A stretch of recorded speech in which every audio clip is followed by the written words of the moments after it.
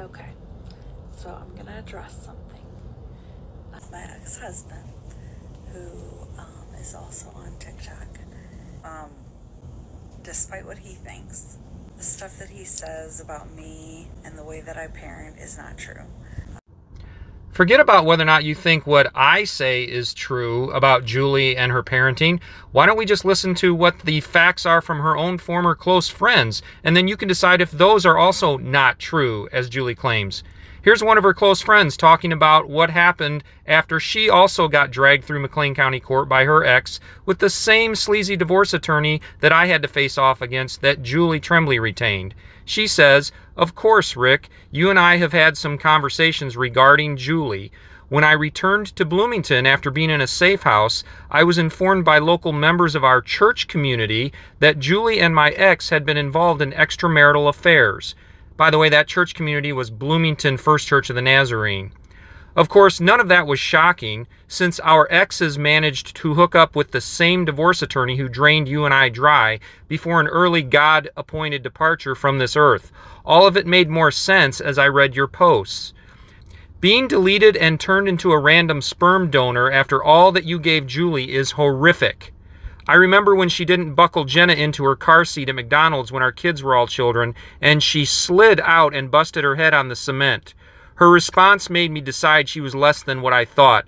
Then again with the near drowning of one of your kids in the old house and her blame game. Finally, when she posed you and I against each other, spewing lies when I broke off she and I's friendship. Well, needless to say, I do believe that all will be held accountable for what they have done. I started over in 2012 with nothing but my car and my liberty. It pains me to see others go through the same process. Thanks for openly sharing, Richard. Is all that not true, Julie Tremblay? And it's just not true. So, despite what he thinks, the stuff that he says about me and the way that I parent is not true. Again, let's forget about what I'm claiming to be true. Let's go straight to the people who actually interacted with Julie Tremblay and my daughters and see if their first-hand eyewitness accounts and the facts they can tell us if you think those are true or not. Here is my daughter's teacher and cheerleading coach with some things that she would like to say directly as an eyewitness to all of Julie's behavior and exactly what she was doing when she was trash-talking and shit-talking my daughters and they were in emotional distress. This is quoted directly from my daughter's cheerleading coach and teacher back when they first reached out to her when they were in distress. She says, "I have heard things from all three of your girls that I believe are important to be shared. I have witnessed the pain and the consequences of all your girls are suffering. No one is asking your kids what they want. From my direct relationship with them, I can tell you that Jenna and Kayla desperately want to be able to see you. I tried to speak to Julie to make her understand.